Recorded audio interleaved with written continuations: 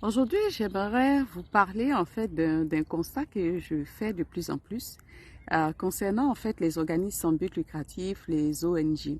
C'est le manque de clarté en fait dans la recherche de vos bénévoles, que ce soit pour des tâches ou pour occuper une fonction au sein de votre conseil d'administration.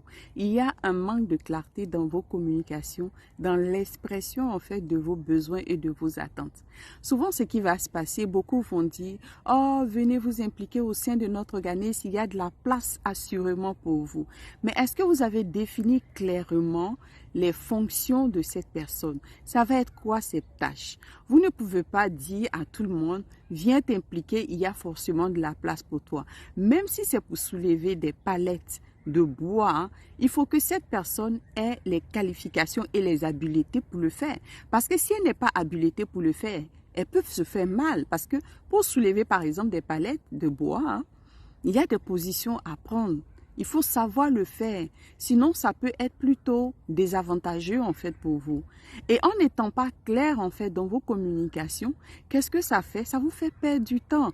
Parce que vous allez prendre du temps d'abord pour accueillir la personne. Expliquer à la personne ce que vous voulez réellement qu'elle fasse pour qu'elle puisse le réaliser. Et pendant ce temps-là, c'est vraiment du temps perdu. Parce que à la fin de la journée, si les choses ne se sont pas passées comme il faut, cette ressource, vous la perdez. Parce qu'au début, il y a eu un fossé. Au début, il y a eu quelque chose de pas clair. Je vais vous expliquer. Une fois, ça fait plusieurs années de cela, j'avais été dans un organisme où ils avaient besoin de bénévoles comme ça. Donc, je me suis présentée, j'ai dit, j'étais vraiment intéressée à pouvoir comme m'impliquer, j'avais du temps à donner, mais mes tâches n'étaient pas définies clairement. Le jour où j'arrive, on m'accueille, on me donne un ordinateur, on me dit, tiens, voici ce que tu as fait A, B, C, D. Et on m'a laissé après avec l'ordinateur, sans suivi, sans accompagnement. Bon, ça, c'est un autre point qu'on va comme débattre une autre fois, pas aujourd'hui. Et par après, la personne est passée pour voir ce que j'avais eu à faire, tout ça. Mais pour vous dire vraiment, j'ai pas eu de fun. J'ai pas eu de fun parce qu'on n'a même pas tenu compte de réellement qu'est-ce que j'aime faire et qu'est-ce que j'aimerais faire. On m'a dit, tiens, tu es arrivé, voilà ce qu'il y a à faire, A, B, C, D. Mais avant ce jour-là, je ne savais pas ce qu'il y avait à faire. Vous êtes au sein de cet organisme, de cette ONG. Vous savez exactement ce dont vous avez besoin.